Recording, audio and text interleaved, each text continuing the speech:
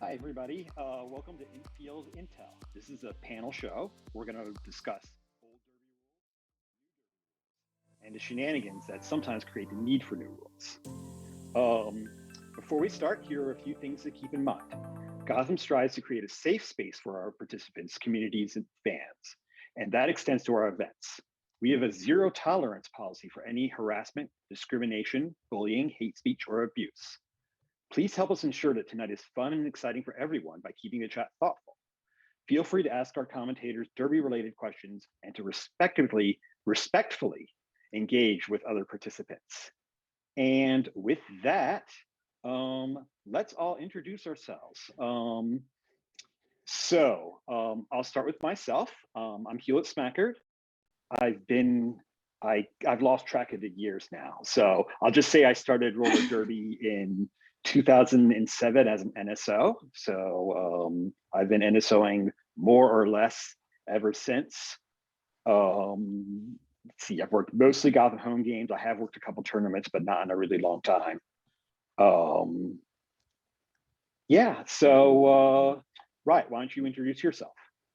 Sure. I'm Rev Riot, Matthew Manch.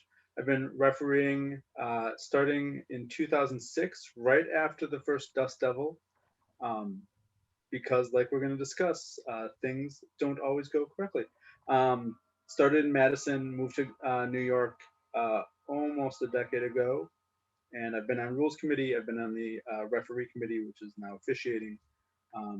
Yeah, thanks. Hello, Coffee. Hi, I am Coffee. I'm a strong female character, but everybody calls me Coffee. And that's a long story. But I started roller derby in 2012, which I think makes me the least tenured person on this call, which is pretty cool. This is my 10th season and 9 years in derby, and you've got people who have been here for a long ass time and are great to talk to. I started as a skater and started NSOing that season. The next season I started reffing and became a dedicated official. Right. Oh yeah, wait, sorry. I started with Pioneer Valley Roller Derby, went to the Chicago outfit, went to Bay Area. Now I'm with Gotham. Wow, you've been all over the place. Yeah, I keep moving. It sucks. All right, hello, Vera. Hi, I'm Veritas. I skate for Gotham now, but like Coffee, I skated in several other leagues, including Bay Area and Detroit and Ann Arbor. I started in 2010 or 11 with Bad, and I joined Gotham in 2014.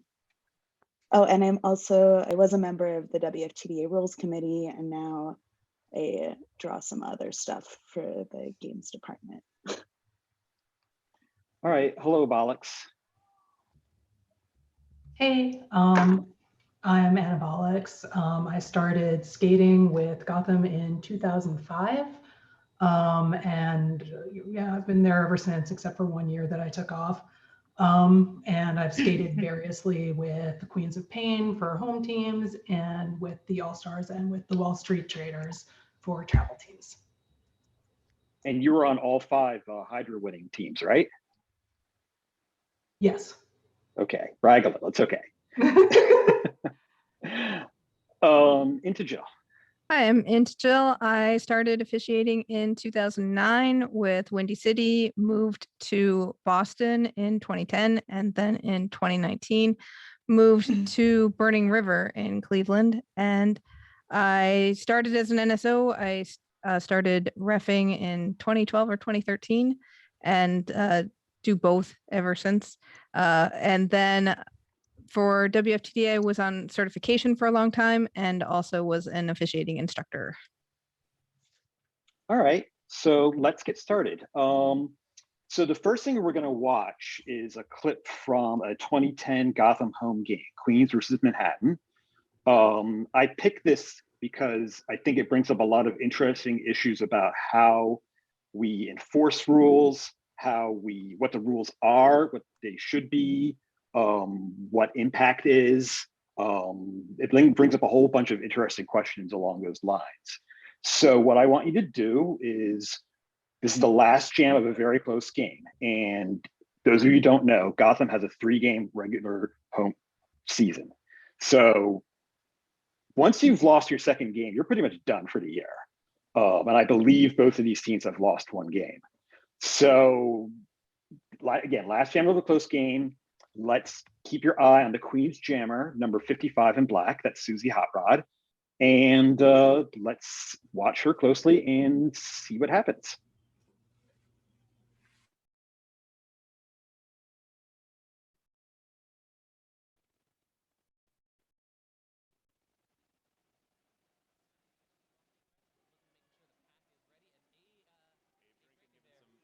Instructions there to hyperlinks. She'll be pivoting for this final jam, and each team has a member of the pack. Hey, so we're getting started here.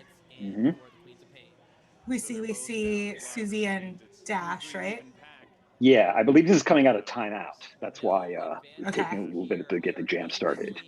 Oh, And Bollocks is in the box, but in this jam. all right, we've started. This is back in the day of the 2-whistle start, so the jammers haven't started yet, and we're having a slow start. We'll talk about that in another clip. So here come the jammers, and you're going to see Endesh sent off first, and that's not what we're going to talk about. We're going to talk about watch Susie.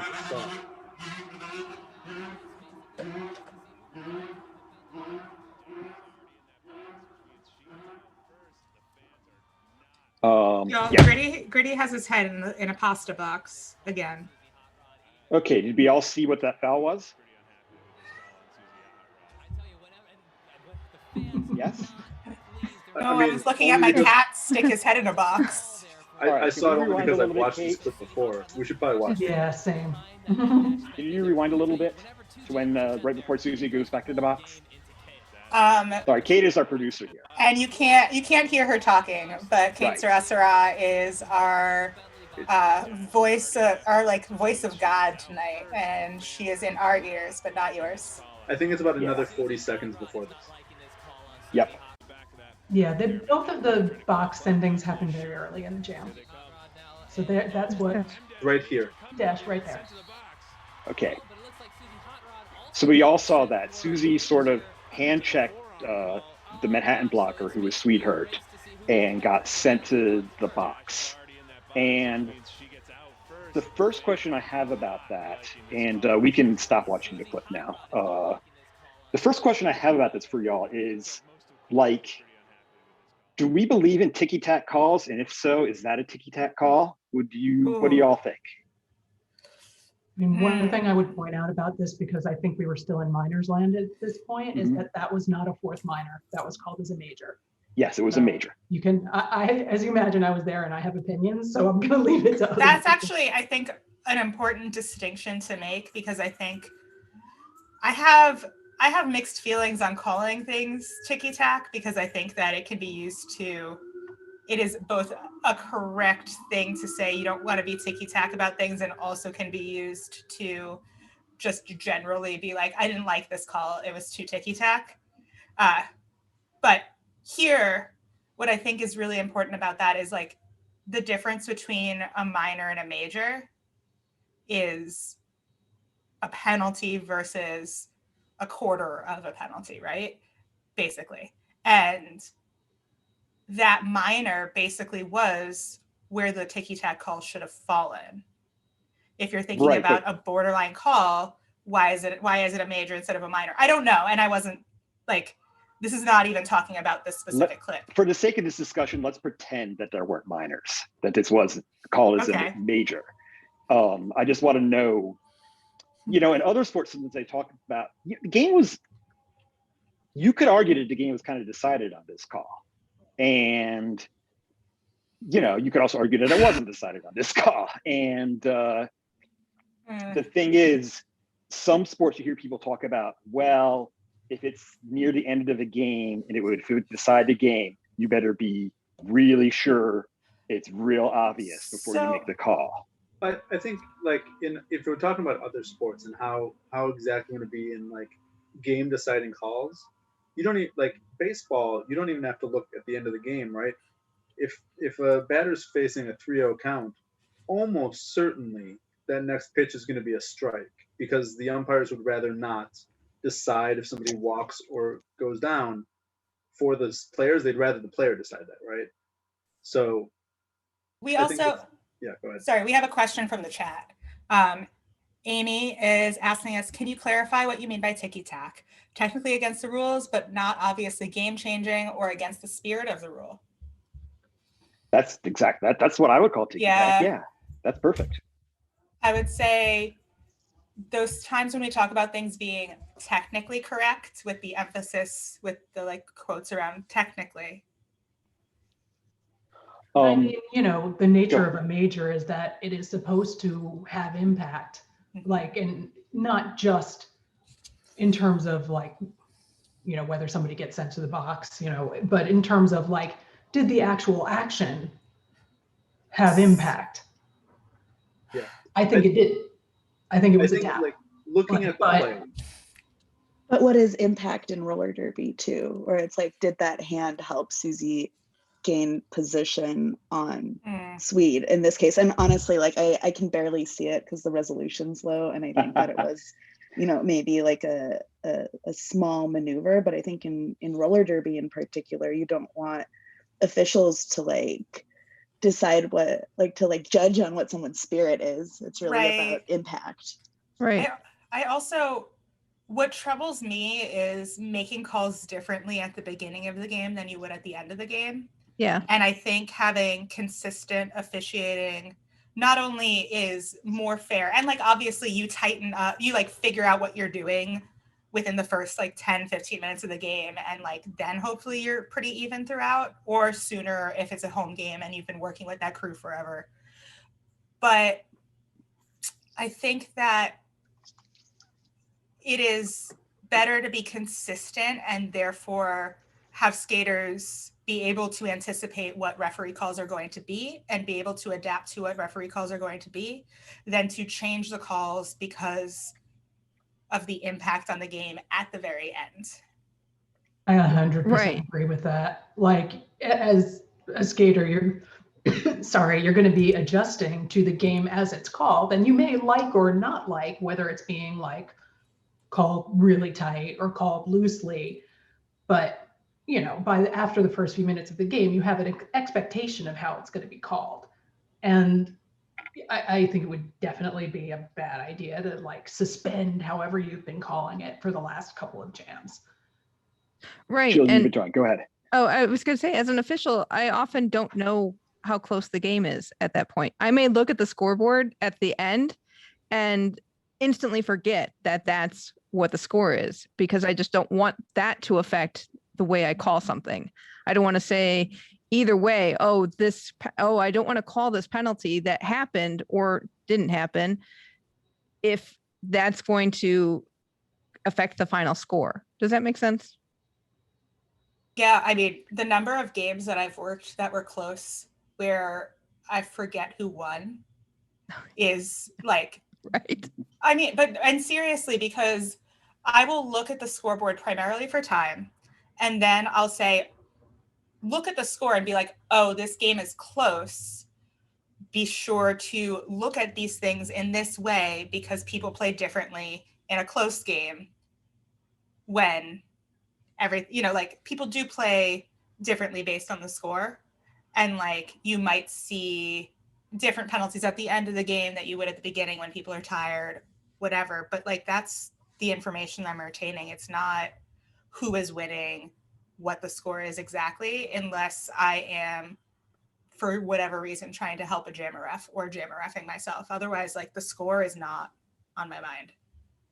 I feel like, and Smacker, real quick before I make my comment, can you remind me what year this is? 2010. 2010. Okay.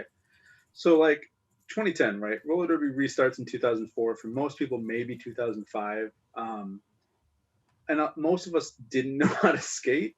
I think that we were figuring out how to officiate and how to skate at the same time. And one thing I'm seeing in this clip is, you know, if you watch the bigger picture of Swede and Susie, and I forget who the third person in that block was, right? It was Fisty, and it was actually Pi. Okay. She was right. So like, none of that looks like it's caused by a form, although I can see where the referee thought Susie pushed Swede one way and thus helped herself get around the other blocker. You can see how that looks like that, but not being as skilled as skaters ourselves and not looking at the big picture, it's easy to miss that like it really may not have had any impact at all. And I think that that's something we're looking at in roller derby is just a lack of experience with the game still even today, right? 15, 16 years on. Yeah, like Actually, go ahead. To me, like, you know, impact for me in that scenario, in a forearm scenario, is did you get past because you used your forearm? And I think, you know, something like a tap is sort of an interesting thought because did that somehow help you stay upright? Does that count as impact? Like, I think, you know, those at that point, we were still working things like that. Well, I mean, honestly, this is the question that gets asked about forearms for the next, Yep. honestly, I would say decade, except for we took last year off. Like, this is the eternal question about forearms. But then it does go back to Bollocks' initial point about this being a relatively minor impact. And because you can't read one's mind, like certainly there's a psychological element to roller derby strategy, and a tap can get you past a wall. But is that really something that like the officiating administration should be making a determination upon? Right, I don't know. like there's a regular debate that comes up specifically with newer officials about if I use my forearm to tap somebody on the shoulder, and so they turn that direction while I go the other, like around on the other side, didn't that forearm get me past? And no, I mean, but it's hard with the way our rules are written, right? Okay, so at the beginning of that last clip, there was a very slow start. It was during the two whistle era, and the pack was very slow to cross the pivot line to get the jammer started. If you're familiar with the old rule, we had two whistles. The first whistle started the pack, the blockers, and as soon as the last blocker more or less crossed the pivot line, then there would be a double whistle and the jammers would start. I mean, the rule is more complicated than that, but I don't want to take up too much time. Explain the intricacies of a rule we don't follow anymore. So what happened was, well, let's see what happened. It started getting a little out of hand. What you're going to see now is a really infamous moment in roller derby history. It's from ECDX, the East Coast Derby Extravaganza, 2008. Gotham versus Philly, and Bollocks is spawning already because I think she knows what this is. This is probably, with a rare instance, like an actual jam that changed the rules. So it's going to be hard to tell. Yeah, okay, so there's the first whistle. You can tell because the pack is moving, right? Interesting maneuver, as you can see. Yeah. And you can see Bonnie even tell her blockers go forward. Persephone on the jammer line for Philly up against Bonnie. And it may be hard to see on the clip, but the pivot line, it's a little bit off screen now, I think. Yeah, there's. With the stroller derby happening right here, you can see a very important we can start talking about this right now because this goes on for 2 minutes and the jammers never ever get started. It's one of the most ridiculous things I've ever seen in any sport. I love Can I just like it really doesn't impact this jam or any of that, but the reason we had this rule, right? So like 2004, 2005, when the WFTDA, which was nascent, which was just 10 different leagues, made their rules. When Texas Roller Girls made their rules, they were adapting the old school roller derby, which had everyone just start skating with the jammers just roughly 30 feet behind the pack. And when the referees decided, oh, okay, the pack is going enough now, they would blow a set of double whistles and tell the jammers that they could start skating in earnest through the pack. They changed that to just assuming everyone would skate forward. And when they put that distance, then they would start the jammers from a dead start instead of a rolling start. So that's where before we like start this conversation. Yeah, so Amy asked, so why don't the jammers start? The blockers need to pass the pivot line? Yes. Yes, Yes. all the blockers must pass the pivot Yeah. line before the jammers can start. That's This the way is the rule was. so weird. Yes, it was really weird. That's why we changed it. Well, it Well, wasn't weird until it was. Yeah, but everything isn't weird the until it gets weird. The question I want to ask is, does anybody remember, like, why wouldn't you want the jammers to start? Why would teams bother doing this? Because you felt you didn't have sufficient advantage. So it's basically a game of chicken about getting the most advantage and kind of being stubborn about like, well, this isn't the position that my pack is not in the positions that I want them to be. So I'm just not going to start. And so that would be, so basically what you had there was essentially two teams where the jammers both felt that the way the two packs were arranged were not to their advantage, and that it was better to just not start. I don't remember what the score was at that point. I would say, clearly when it's 14-0 or 9. Yeah, it was very early in the game. Like when there's a big score differential, there's obviously like a lot more impetus for the team that's behind to get started regardless. In a case like this, Also, everybody's like, I can afford to be picky. Right. Also, in the context of this game, forget everything you know about score ratios and rankings. Oh, right. This was back when rankings were voted on. So you're not playing the I need this many, like 2-to-1 points to get what I want game. You're playing the I want to win. Well, I think in the Gotham clip, the one that we watched before this, right, where Lynx is stringing out the pack so that it doesn't cross the lines, that the jammers don't start, that you've got much more of like, we have less than 2 minutes left to go. We've got a lead right now. And so that was, I think, where like we first discovered you could use the strategy of delaying the jammer start, because that ate 10 seconds off their time. And that was one less lap, one fewer lap. And also nice for getting people out of the box. Yeah. Right. Yeah. Jill, do you remember this era? Oh gosh, yeah. Yeah, okay. The outrage. I had to teach the 2-whistle start. That was fun. Sorry, I'm just meeting you now. So. Our producer, Kate, is mentioning the OPR calling the direction minor a clockwise block minor. And it's just like, it's so funny to me because I think of how Adam like drilled us on making hand signals, and he's just like this tall, lanky dude going like, anyway.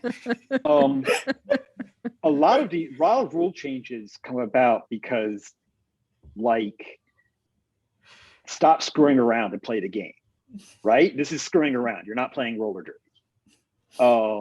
So the rule changed. But it wasn't because of this that the rule changed. I mean, this led to knee starts. Right. Actually, if you watch the end of the jam, they're on their knees. Yeah, I think knee for the starts upcoming were jam. already happening before this. But like this sort of behavior. Yeah, there you go. It's not audience friendly. I think we can say No, it's not. And that's not be controversial. Not even audience friendly. It's not fun. You're not playing, you don't get to play the game that you want to be playing. Like there's a point where strategy and screwing around with things is fun, absolutely.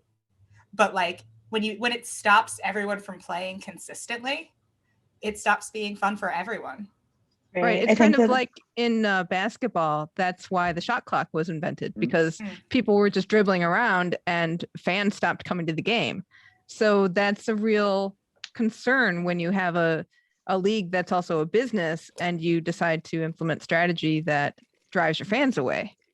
It's the same reason that they invented downs in like turnover on downs in football, is because teams would be like, oh no, 4 downs and we got pushed all the way back into our own end zone. We'll just take it out to 20 and keep doing that because we're up by 6 points. Let me ask. What were you saying, Vera? I think it's an interesting point to respond to, thinking about this related to other sports, because I feel like 2008, 2009 roller derby actually had a huge influx of fans. But you know, that was kind of because of the performative aspects of the sport, not the athletic evolution. But I like the kind of very simple theory for roller derby rules, which is like, if it looks goofy, try not to do it. And I think that that has applied consistently, like both, you know, it's a strategic thing and like an officiating or administrative thing. And it does look kind of goofy to just be dawdling around or starting on a knee or like cutting one person. So I think, you know, over my time and experience in the game, it's like, if it looks goofy, just try not to do it. Well, Sometimes you I gotta look would like dumb to though. point out before we go on to the next clip is we still have very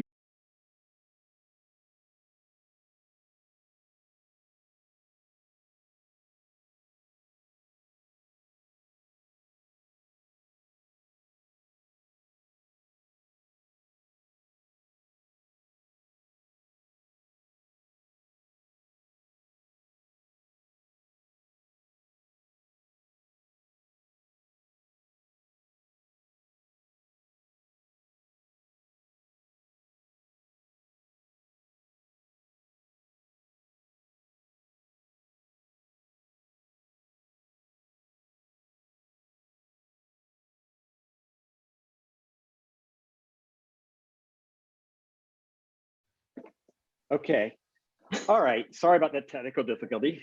And with that, let's move on to our next clip. Actually, before we move on to the next clip, let me mention that if you have Amazon Prime, you can become a follower of our channel for free. And Oh, that's just to subscribe.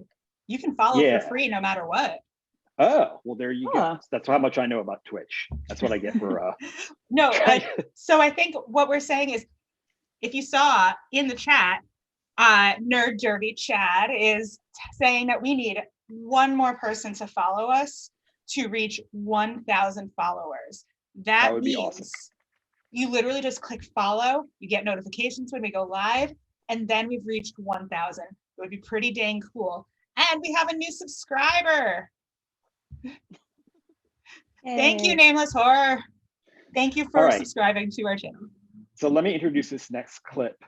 There was a lot of confusion early. There are situations that came up in early Derby where we just didn't know what to do. And one of those situations was, what happens when both jammers go to the box?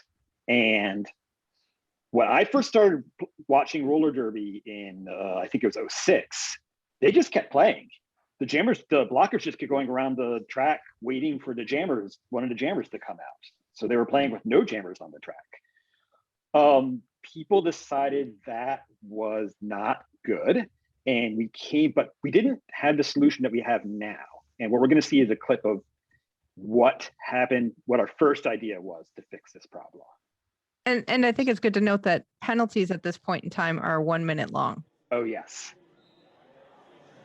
So it was much more likely to have both jammers in the box back then. Right.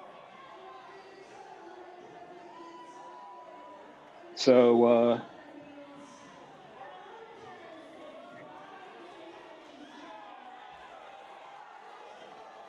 okay. So we're waiting for the video to queue up. We did, I remember when we were talking about changing the jammerless jam rule, there was a lot of arguments about what it should be, what we were considering it. So like when things are sort of not right in the Derby rules, we're a lot slower than other sports because we try to operate as kind of a democracy. You don't change the rules. We don't change the rules like that. I mean, hockey once changed the rules in the middle of a Stanley Cup Finals, which you would never see in roller derby. Oh,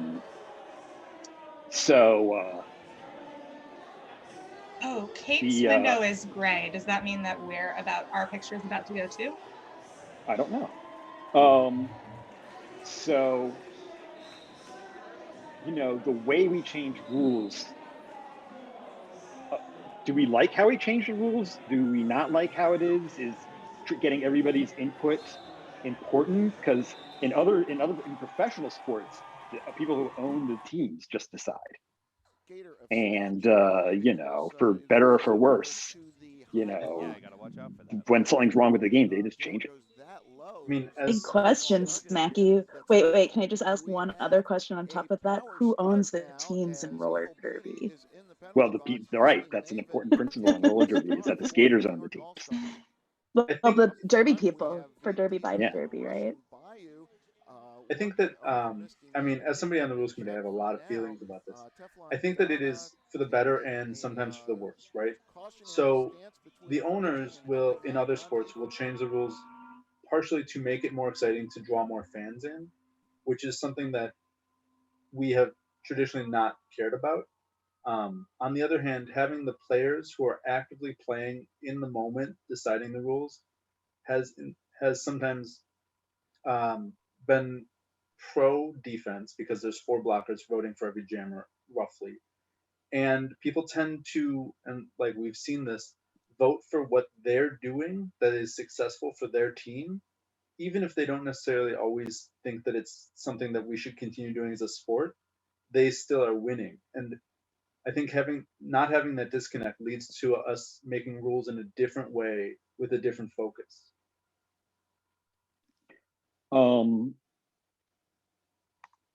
There was also kind of a time period where we were a little stuck with rules changes. Like I don't remember what the years were, but there was like a 3 or 4 year period where things just kind of like ground to a halt in terms of changing things. And then there were some changes. Riot, you were going to be able to speak to this way better than me, but there were kind of some changes in the governance of the rules committee, I think, or changes in like how the roles were defined. And at that point, it started moving a little more.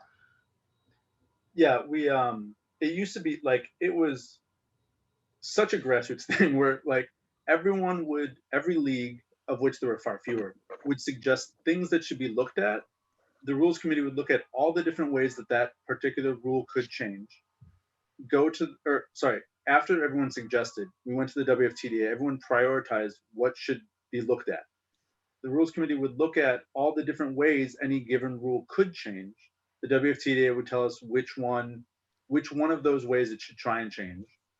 Then they would suggest 3 different wordings, 3 or 4, whatever number. The WFTDA would again vote on which wording should be inserted. And then finally, like, okay, did we insert all the correct language, approve this rule set?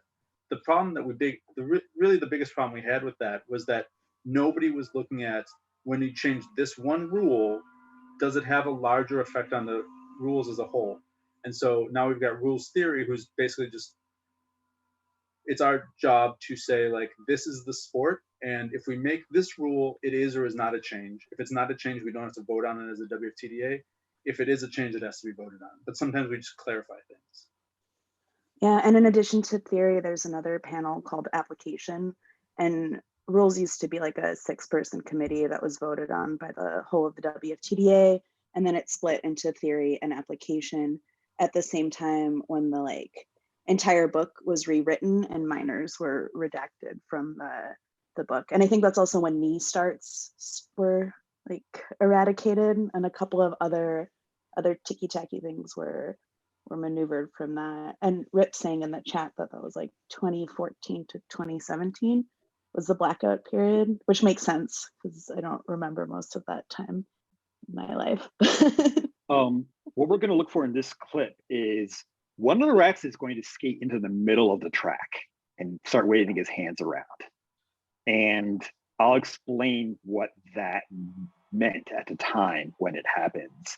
And Amy, we'll get to your question after the clip. Yeah. Yes. Smackard, you were saying that this is related to having no jammers, yeah? Having no jammers, that's right. We got a little far afield there. So what we're going to see is one jammer go to the box, and then the other jammer goes to the box while the first jammer is still serving her penalty. And here is the ref skating out into the middle of the track, waving his hands around wildly. Why would a ref do that? We never see refs do that. And the reason we see this is the rule back then was you stop the jam and nobody goes back to the bench, which is why the ref runs out to the middle of the track, because everybody's instinct is to go back to the bench at the end of a jam. And for this rule, you weren't allowed to do that. So what would happen would be both jammers would go in the box. They would become pivots, I believe, and the pivots would become the jammers. And we would just start a brand new jam with the exact same lineup, except the pivots are the jammers and the jammers are the pivots. And it was really weird. I mean, I just spent way too much time explaining that. And Goofy. so, but there was still, it still took us a while to change that rule. Does anyone like who's been around for a while remember like the process of changing that rule and what eventually pushed us over the edge to changing it? Well, didn't it change? I think it changed before 2009 because I don't think I dealt with jammerless jams. I remember watching jammerless jams as a fan and seeing at Windy City they would the jammer refs would hold hands. I was gonna say I have made fun of many a picture of friends holding hands, but I wasn't in Derby yet. Yeah, I think we made a decision at Gotham that we weren't going to do it that way. And instead skate into the track and say, stop, stop, stop. Yes, because that's much safer, you know. The two are not mutually exclusive, just to be clear. The holding hands thing was if one jammer ref knew that their jammer was about to be released, they would refuse to hold hands so we could continue the jam, which is part of the reason like we have the skating onto the track is also to just simply expedite getting back to game. Well, here's the thing though. I love, and I've done this myself, when people forget that they have whistles that they can use to end a jam. Oh, I mean, that it wasn't about like, I mean, everyone knew the jam was over. It was the you need to stay on the track aspect. This is also where we got lineup trackers. It's because it was the first time where you needed to know who was on the track still. That would be a lot of sneaky swap outs. Like if, you know, did you do that? Just like, oh yeah, he was totally on the track. This is with Rinkster to Gotham. I will say, like the motivation for keeping the same lineups was there were some leagues that were concerned that if they put like their best jammer out there and the other team didn't notice that and so put like a much weaker jammer out, if one jammer, like if the strong jammer went to the box, the opposing team would just get an intentional jammer penalty to end the jam and like try and balance it out again. So we wanted to like, or if the pack makeup, like a pack to respond to that strong jammer. So that's where this compromise of like same pack makeup basically, but keeping swapping jammers came from. And yeah, and it's still a concern that you know, if it's at the end of a tight game, you could just foul the other jammer and make her not be lead or not get points. And yeah, you'd go to the box in the major, and maybe you'd be expelled even, but you still get to enjoy the benefits of fouling the other jammer. And that's sort of a philosophical thing I have about the rules.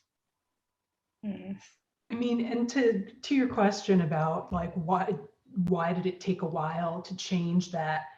I think my recollection, and my recollection is not always 100%, I should say, but my recollection is there were a lot of ideas about how to improve this, and it was a kind of a long and involved discussion.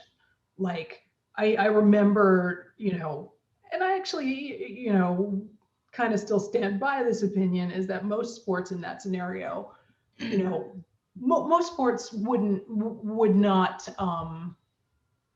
most sports want the real point scorers staying on the pitch, field, track, what have you. You know, to me, like the jammer should never go to the box. Somebody else on the track should go to the box. If I was going to write the rules myself, like it's the way that most other sports handle this. But regardless, you know, there were at least like 15 different ideas about how this should be handled. And I think that's why it took a long time to actually decide on one. before we go into the next clip, there's a question in the chat. Coffee? Oh, yes. So Amy had a question earlier. Hold on. How does the roughly 4-to-1 distribution of blockers to jammers affect the rules in the long term? And Evie asked, why did knee starts go away? Well, it's not a 1-to-1 vote for rules in the WFTDA. Oh. Like, not every member of every league gets a 1-to-1 vote. So I don't know. Right. If I that's think, true. well, I mean, every league gets one vote, more or less, but the vast majority of every league is blockers. I think that's what you meant. I think what she's asking is, and you can correct me if I'm wrong, that the rules are how much does the majority of players being blockers instead of jammers impact the changing of rules?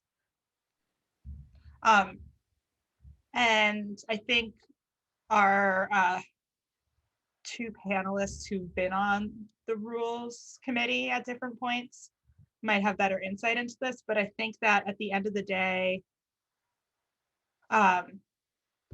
while you have more blockers making decisions and like wanting the game to be good for blockers, jammers are still the people who score points and you want your team to win. So people are perhaps more able to think in a balanced way than just their role.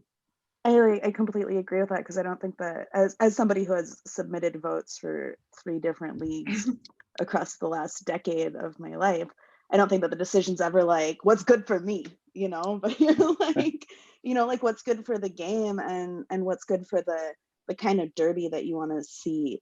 And, you know, like I am like primarily a blocker, but I also pivot. I guess I'm primarily a pivot.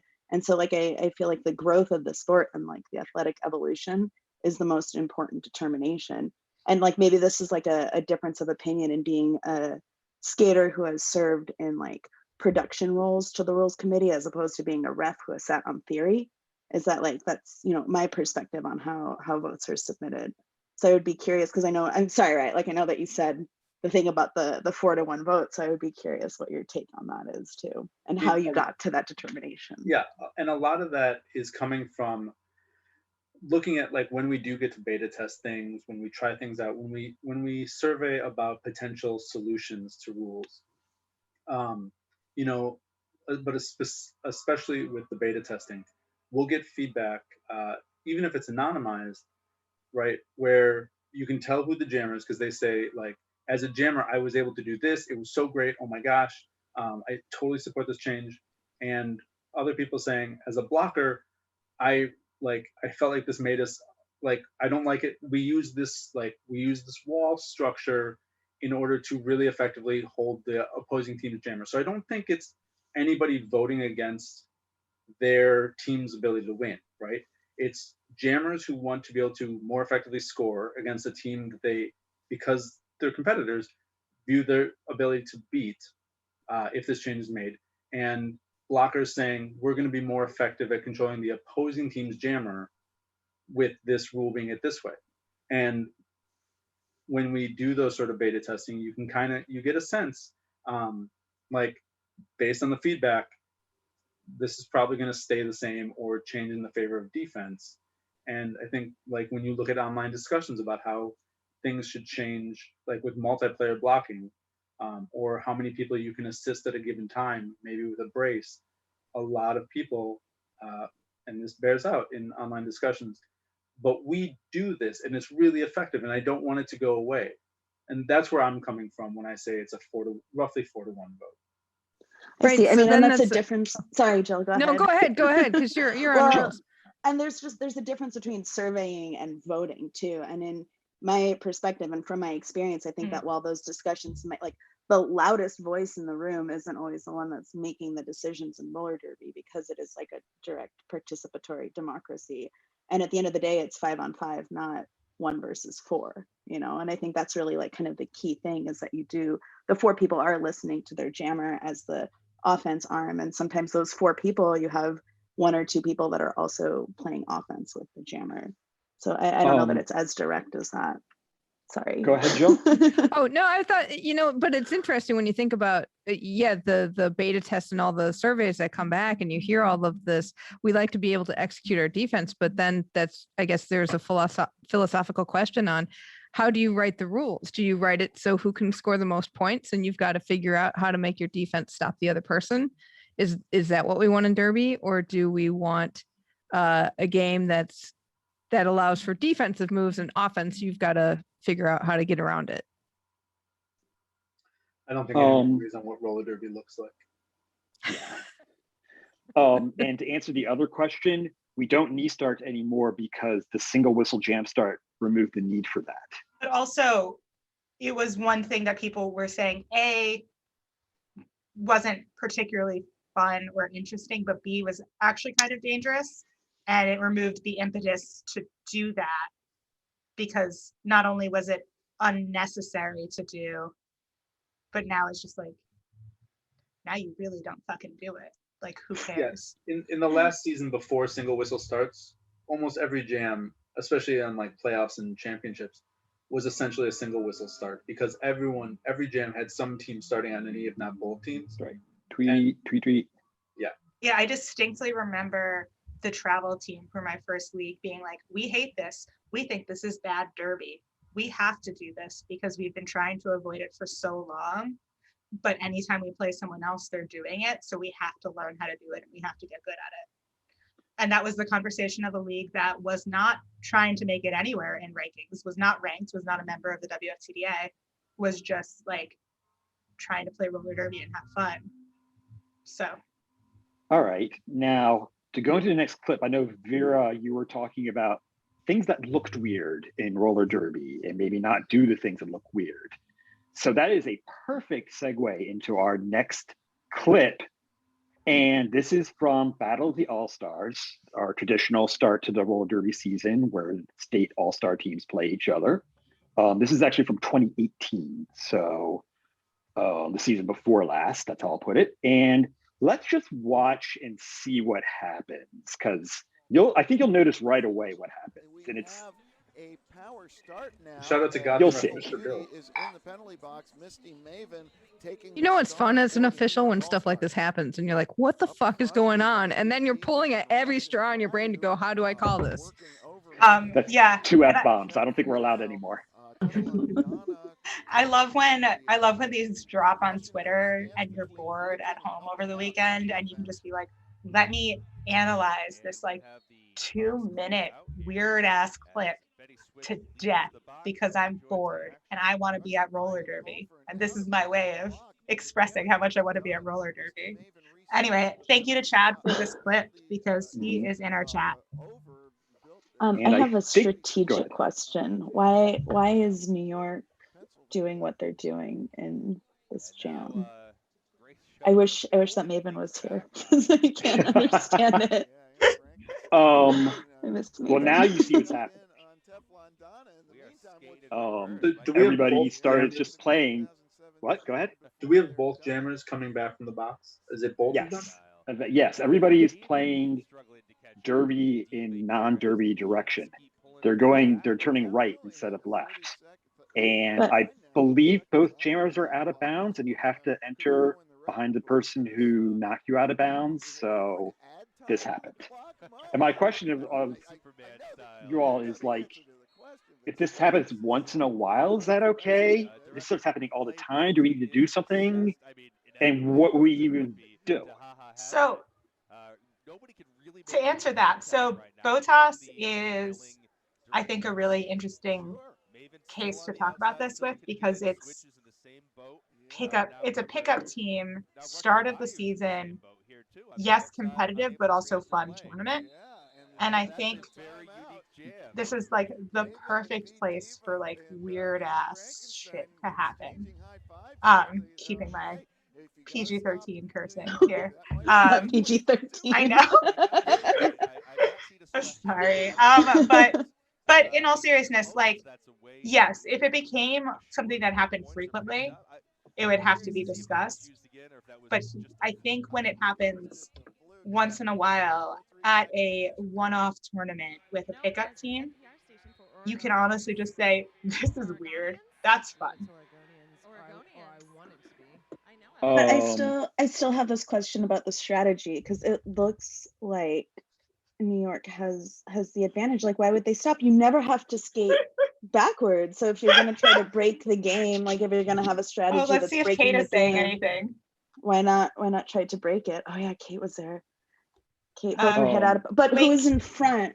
Who is in front? I'm sorry, because my resolution is terrible, and I've been like watching this, and I'm like a very like I A don't B think C. I've ever seen this in a Gotham home game. I've seen it where one jammer knocks the other one out of the bounds and then starts skating backwards. It's like, hey, what are you gonna do? Okay. Apparently, And that's kind of fun. Kate was on the bench yelling, "Don't hit, don't hit." Bollocks, Jill, do you Well, want to? I wondered why the front line didn't gradually slow to a stop and then the back would destroy. And this is why it's so funny. Like, no one's gonna adopt this as a regular strategy because it doesn't actually make sense.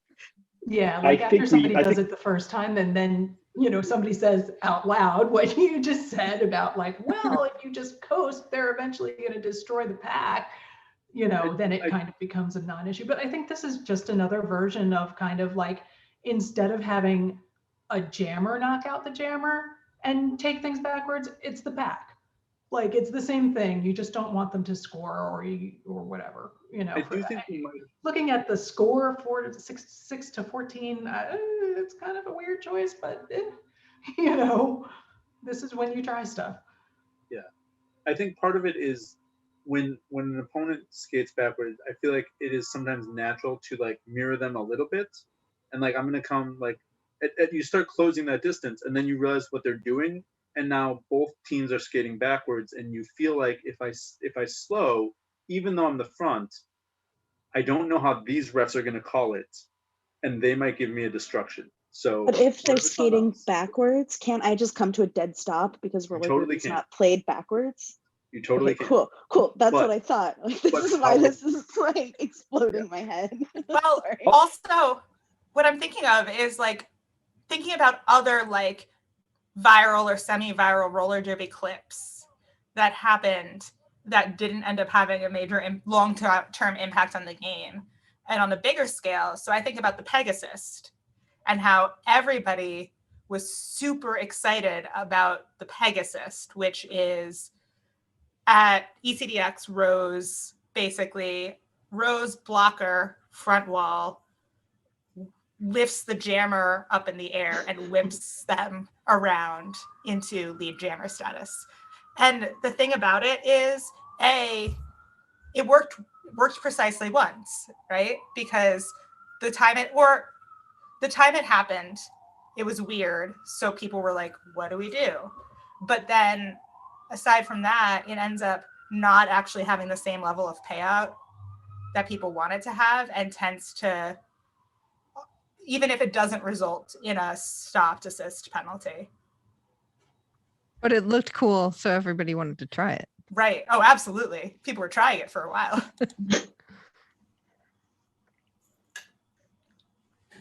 I don't think that we need to end right away. I don't think we were limited to an hour. Okay, that's cool. That's what I was asking. There's not another show that has to come on right away. I just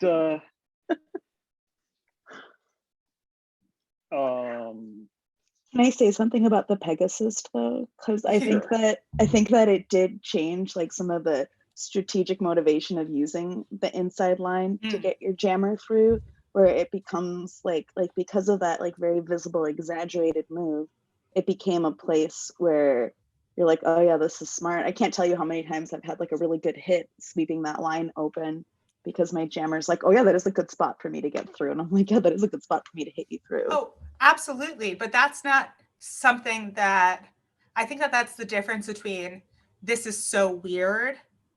We need to think about the rules to make sure that this thing is not breaking roller derby, and instead is something, it's like, oh, we're developing a new strategy that is very much an organic part of the game.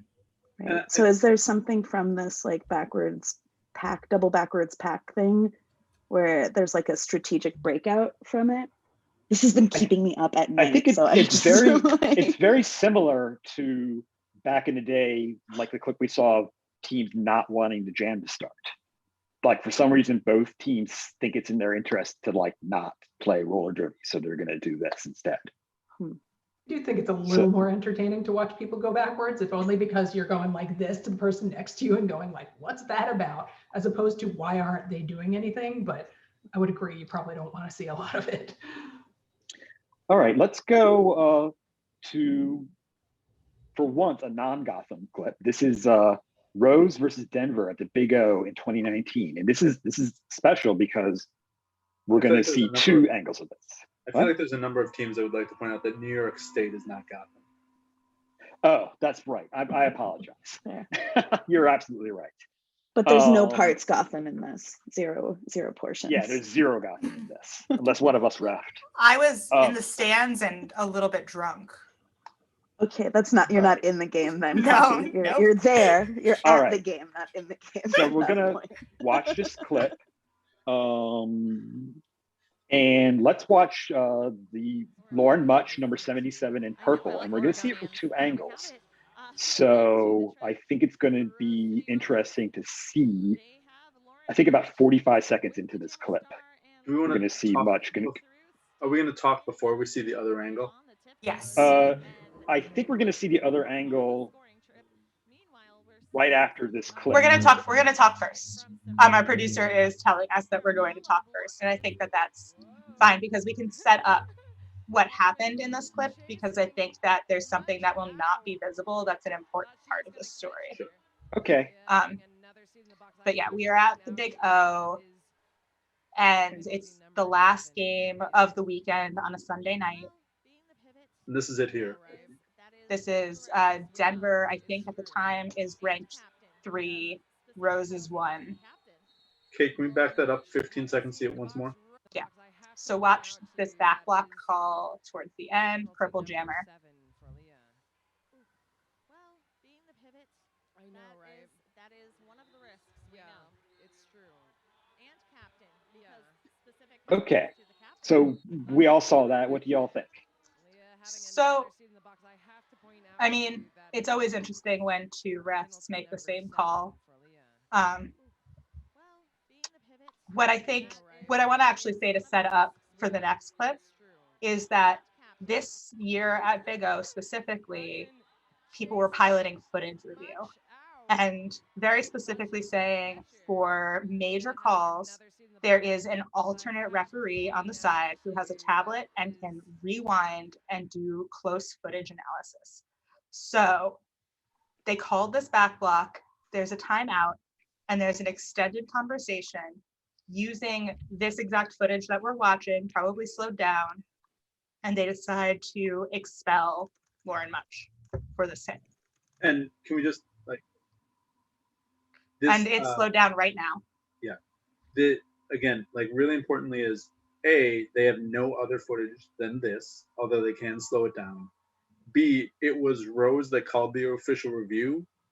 And the officials, because Rose didn't think it was a back block, Lauren Much didn't think it was a back block.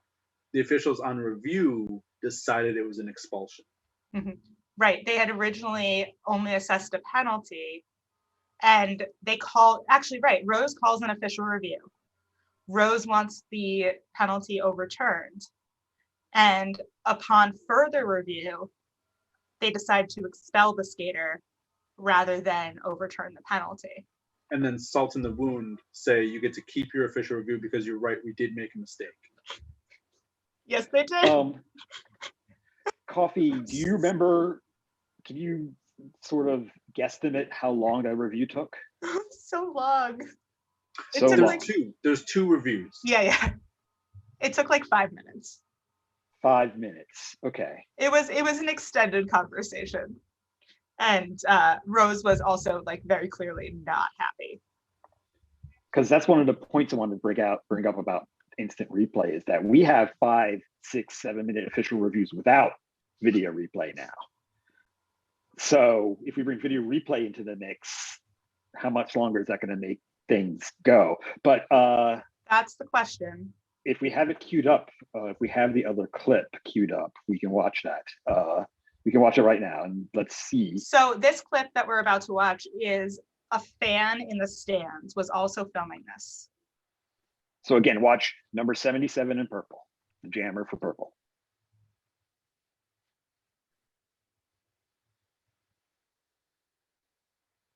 But actually, that's probably pretty good to watch on half speed because it's so short. All right, our producer's requeuing up the clip. Yeah, we're gonna watch one more time.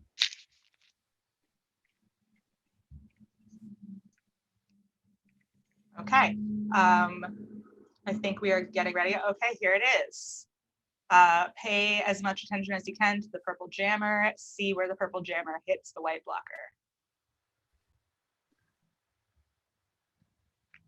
Like we should get it out of the way. Given this angle, it seems like a bad call.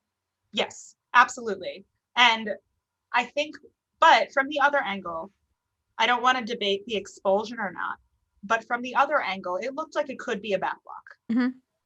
Does it not look like a back block to the officials on this call, the armchair officials on this call from this angle?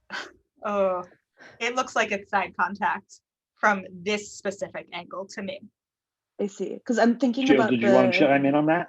Oh yeah, it looked like it's like one of those that's right on the line of impact, you know, the legal contact, no legal contact. From that angle, from the other angle that they had, it does look like it's an illegal hit. Yeah. I think also in this angle, you can see the blocker move in a little bit, which you can't see from the opposing angle. But I might just be seeing. To white 4-2. I know it's tricky because it's in slow-mo too, right? Right. So like, how do you really determine that? Isn't there usually an outside pack ref who can sort of see? I mean, the outside pack ref, the middle outside pack ref is the one who calls the penalty. Ah, okay. You can see that in the other clip. Okay, so maybe this instance where maybe if the outside pack ref was back a couple of yards. Well, there's another outside pack ref further back. Okay. But it's all about what position you're in at the time too. It's where you're looking. Do you see, oh, is the white blocker, are they moving into place, or are you seeing or are they moving in front of the jammer, or are you seeing the jammer make the initial contact? Right. And that area of the target zone, I know, was like intentionally expanded, you know, to include more of the shoulder blade when there was that whole revision. And it does look like that hit is to, you know, kind of that gray area of the target zone. So go ahead. I think really just says like, it doesn't look like an expulsion. Whether or not it's a penalty, it doesn't look like. So that's actually what I was going to say is I want to put aside the conversation about the expulsion for a second. And I want to talk about these two different angles and what that means. I'm wondering if we can go back to the original while we talk about this. Because we talk, I know in officiating, but also just like across the sport, we talk so much about footage review and how that is a staple in other sports. That is a staple in sports that have more money than we do, to be able to do booth review, to have officials who are dedicated to, for very serious, big impact calls, reviewing footage in a booth, right? And in some ways, this past season, 2019, people were trying to replicate that. And it was happening at playoffs too, that for official reviews only, you could look at footage very quickly. And like, what you're seeing here is like a really good example of how even like within officiating, two different views are two different realities sometimes, like two different angles on something. And I think that that's something that we get as humans get caught up in, is like, well, I know that my memory is not perfect, so I might be remembering it wrong, and your memory might be wrong, but here's video, it's incontrovertible, but it's not. Like, it still is a limited view from a point of view. Right. And Derby doesn't have, the view of the camera that would be the official review camera is not going to always be the same as any angle that a referee would have. No, the view from the official review camera is the view that is most entertaining to watch roller derby from. It is not the view that you get when you are officiating roller derby because you're so much closer. And If every official wore a helmet cam. Just throwing that out there. that's synced up. Yeah, I was getting a vision of like the head ref skating around the crowd, collecting everybody's cell phone Oh my to God, don't review footage. Well, I think Smackard you too. know, the Go ahead, potential of bringing a rule like this in also, has kind of an off-track effect of like to do this. And I think this situation kind of demonstrates that if you really want to do a video replay effectively, you have to have multiple angles. How many leagues can do that? Does that, that's a financial burden. And that's what Chad's bringing up in the chat too, like the inequity of footage review and the availability. And Big O is like a very special case because Blaze Streaming Media does Big O's footage. It's the same company that does WFTDA playoffs and champs. So you're getting like some of the best people out there at shooting roller derby. And most resourced. Right, on these games. Like those cameras live in Portland. So it's not hard for them to drive into Eugene. Going into this, I mean, I knew we would likely have this conversation. And I think it's entirely coincidental. I know it's entirely coincidental because Mike Pereira does not monitor my emails. But like we talk about the NFL having it. Mike Pereira just made a statement that like he would like to see the NFL try a year without video review.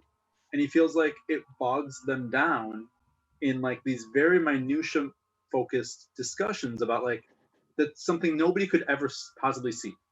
And they spend 5 minutes, 10 minutes looking at like this half a centimeter. And the impact on the game is such like that any momentum shift, any momentum that might have been building is taken away, and winning a review doesn't fix that. And I think this is probably universal, skaters and officials, like show of hands, who here has analyzed footage of themselves to that level of minutia? Like slowed yourself down, watched every mistake that you made. And like, it's something that I say, I don't think that it's necessarily a completely useless exercise to do that outside of games, but I do think that like, it's really tricky when we have newer officials. I assume the same for teams and newer skaters, where you're like, so we're slowing this down. We're going to analyze this to death. And also, this isn't how we play. This isn't how we officiate. This isn't what happens in real life. So while we're going to learn something and talk about it, it might not have any real impact on the next time we play. Yeah. Right. Yeah, I noticed, Riot, that the American football season this past year has gotten so slow and so really boring because, well, but like you said, the momentum has just gone away on things because they have to review every touchdown and then a whole bunch of different plays. And it's convenient to say, oh, we want to make the call accurate. We want to get the call right at the final juncture. But when you can slow it down and look at the minutia in order to make the right call, is that the right thing to do? Because you're humans making calls in real time in a fast game. There's going to be things where, oh, I'm sorry, I didn't get that millimeter just right. Yeah. I don't know that this is worth the trade-off. No, I don't think it is. In football, in American football, you do see refs changing the way they call the game because they know they have replay behind them. Sometimes they're reluctant to blow the whistle in situations where they would have blown the whistle before because the whistle stops the play, and they don't want to stop the play because the replay might overturn. And how many Sundays do you go on Twitter to hear about which ref screwed up which football game for which person? Yeah, it didn't stop any of the complaining.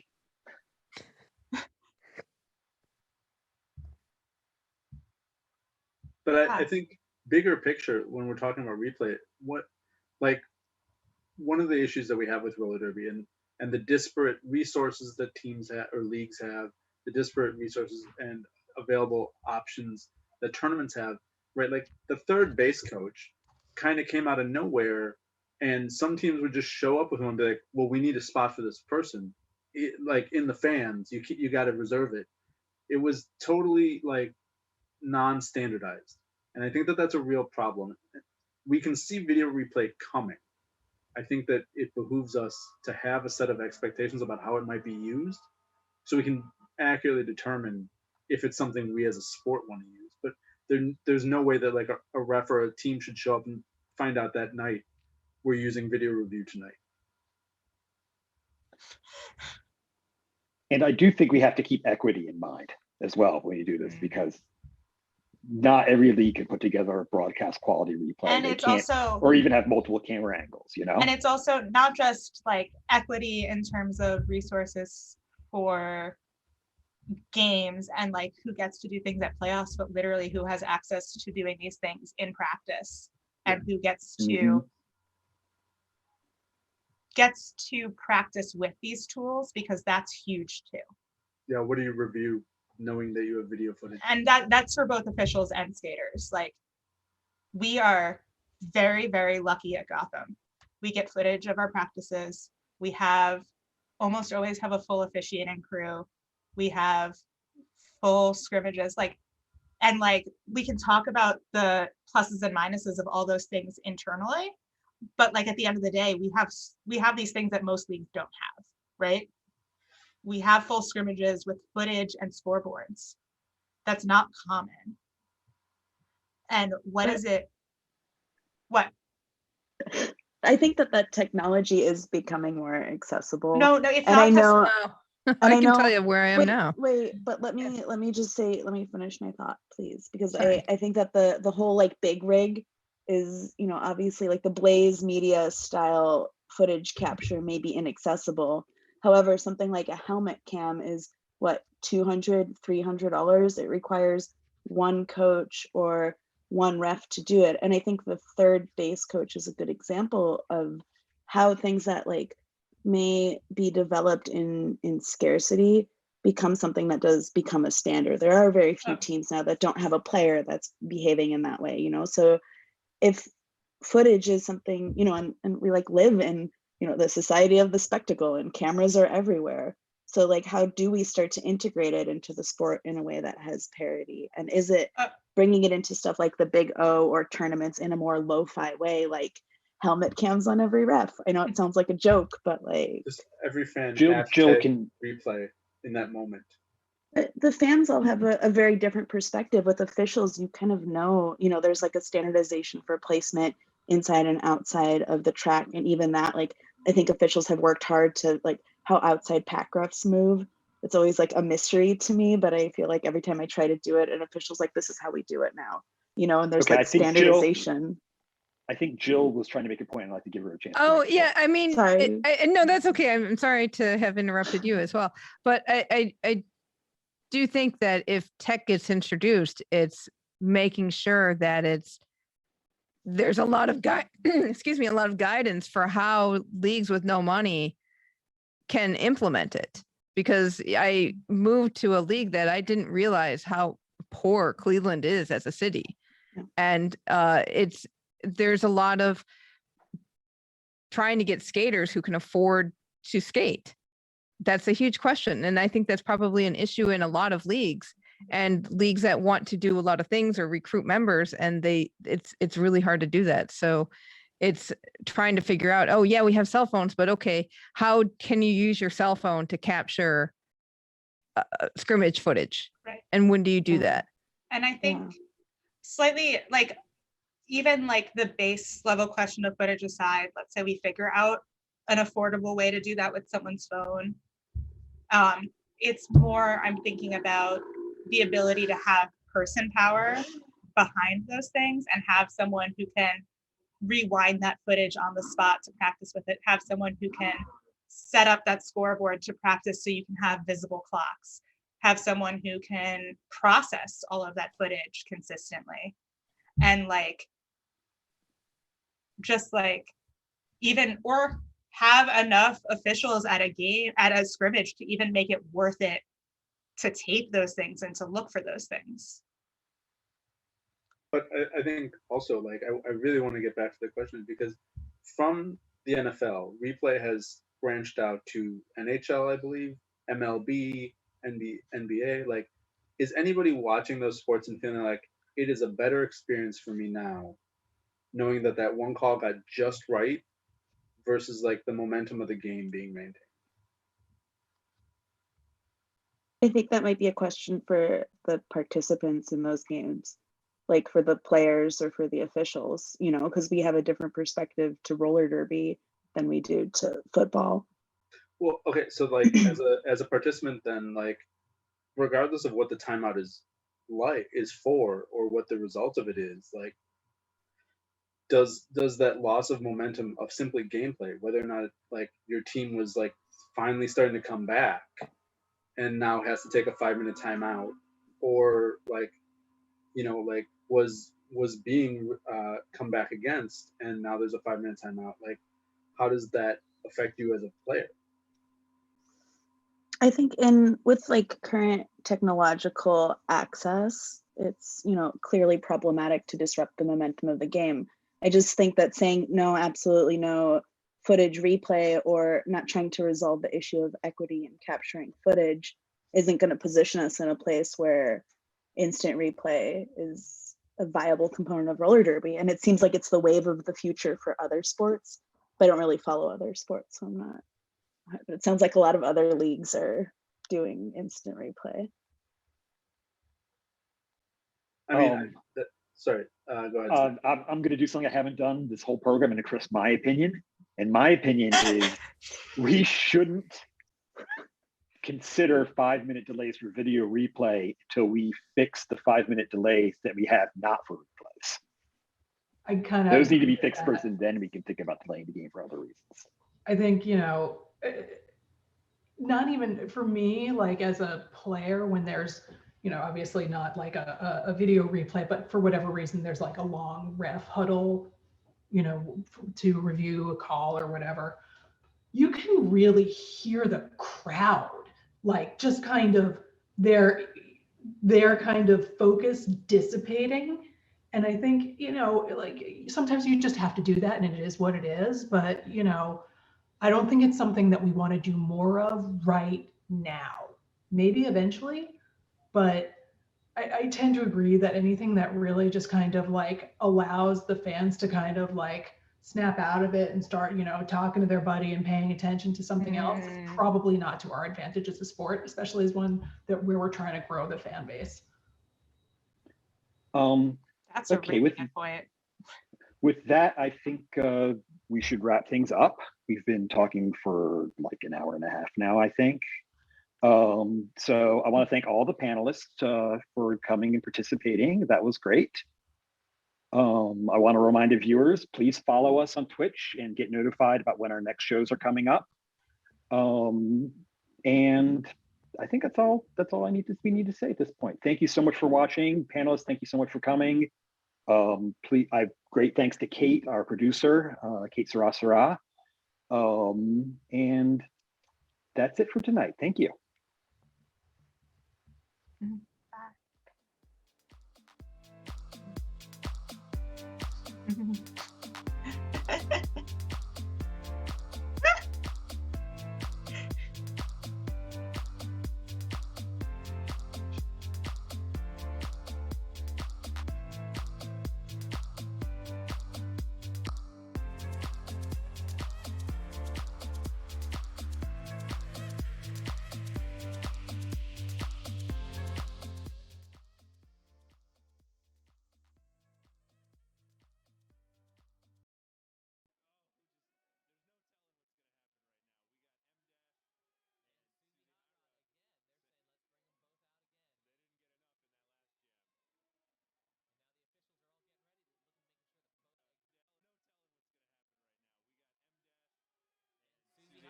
Again, they're saying let's bring them both out again. They didn't get enough in that last jam.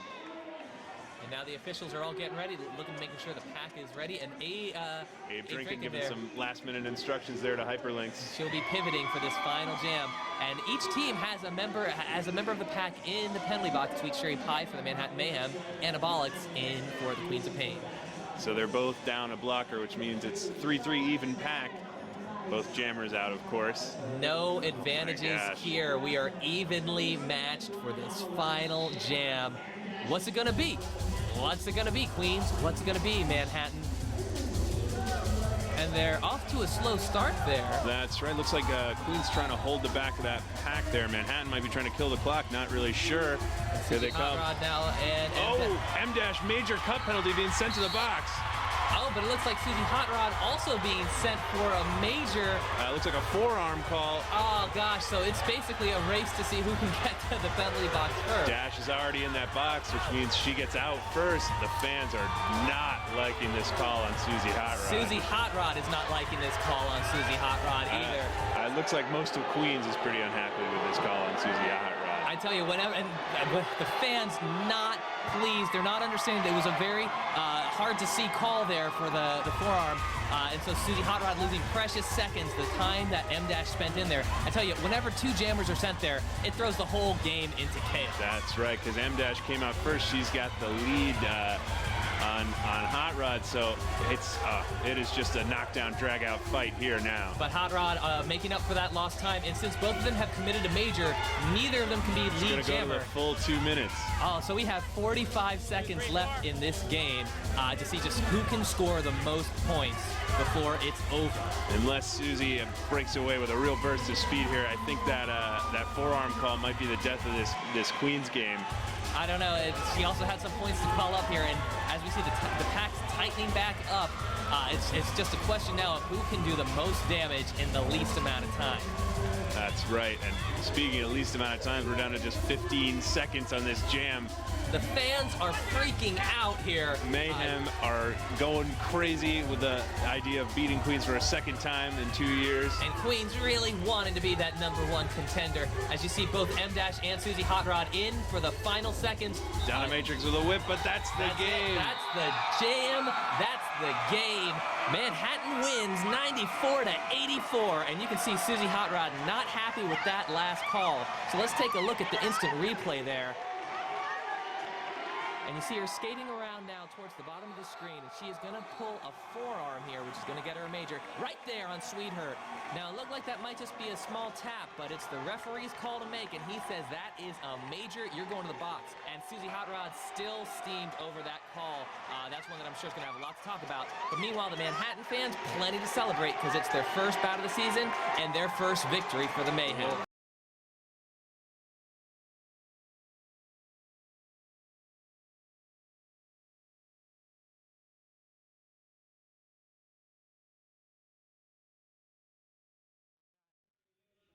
We've got a really close pack to the jammer line. Everybody lining up right there with them.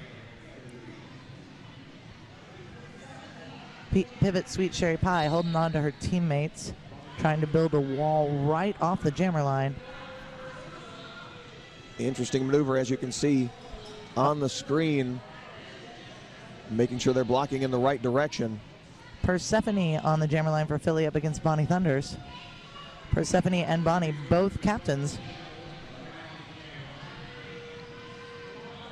Crowd not very happy with the stroller derby happening right here, but as you can see, a very important strategy, and it has worked a number of times here this weekend. That's right, slight, minute movements making huge differences in gameplay. That said, some nice hits going on in that non-moving pack. As we can see, our jammers just patiently waiting. I know, I was just thinking, they seem so content to wait. They could be waiting for a bus right now. Look at them. They just looked down at their skates and looked back up. But Bonnie's like, shit, well, shoot, oh, okay. As we've already burned through an entire minute of this jam. Jammers are still behind the line. Lots of hand signals back and forth from the referees, indicating as the penalties are starting to build up for everybody. And another one. Mopane trying to get the crowd riled up. Persephone on that jammer line. I gotta say, this may be, with 30 seconds left, the first time I have seen the jammers not be able to play in a jam. I know, you can see Persephone starting to get irritated.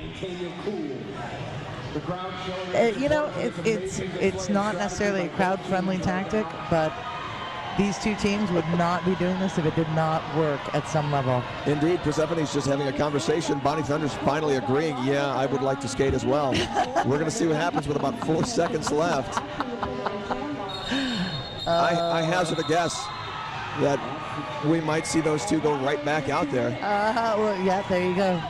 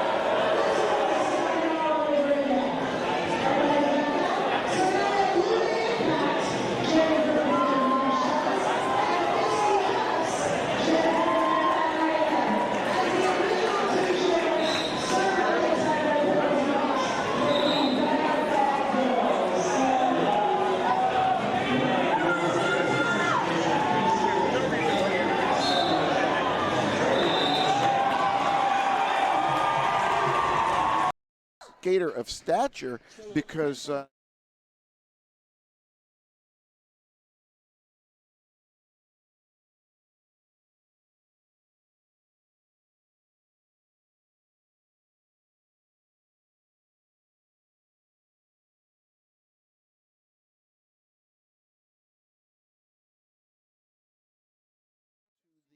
Yeah, you got to watch out for that. yeah, when the jammer goes that low, there's a very small target area that's legal. We have a power start now as Evil Beauty is in the penalty box. Misty Maven taking the star for the New York All-Stars. Up front, we have V Diva and Russian Bayou working over Misty Maven, keeping her in check for now. Teflon Donna taking a cautionary stance between bridging and helping out on defense. And we have the box cleared out here as Betty Switch leaves the box and rejoins the action. Russian Bayou called for an out-of-play block, but the damage was done. Misty Maven recycled. The penalty is over. Betty Switch back on the jam for Pennsylvania. And now great job of pulling things back by Frankie there. Yeah, and Frankenstein and gets a little shot in on Teflon Donna in the meantime. We are skating in reverse, my goodness. Yeah, it's going to be 2017 before they're done. Superman style. Now we have Maven struggling to catch up to V Diva here as they just keep pulling things back. Yeah, we only have 39 now seconds on the jam clock. This one could go in the record books as, are we going to add time to the clock, Mo? Superman style here. I know the answer to the question, but still, this is unprecedented. Direction of play penalty is assessed. I mean, inevitably, of course, it would be to Ha-Ha Hatchet. Nobody can really make any contact right now, given the prevailing direction of skating. Sure. Maven still on the outside, still looking to get in. Switch is in the same boat. Yeah. Now number now Russian Bayou's in the same boat here too, on the outside, unable to re-enter play. Yeah, and the jam's that's a gonna very time out. unique jam. Maven and V Devo and Ann Frankenstein exchanging high fives there. I mean, hey, if you got to stop New York, that might be one way to do it.